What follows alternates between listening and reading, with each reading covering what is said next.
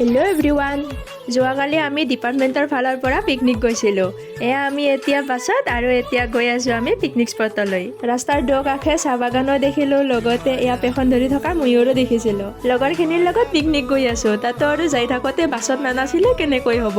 সকলোৱে একদম বাছত উঠাৰ পৰা নমালৈ ক'ৰবাত নাচিয়ে থাকিলোঁ। আৰু এয়া আমি আহি পালোঁ পিকনিক স্পট। ঠাইখিনি দেখি বাৰু কোনোবাই ধৰিব পাৰিছেনে ক'লৈ আহিছোঁ? যদি পাৰিছে কমেণ্ট কৰি জনাব।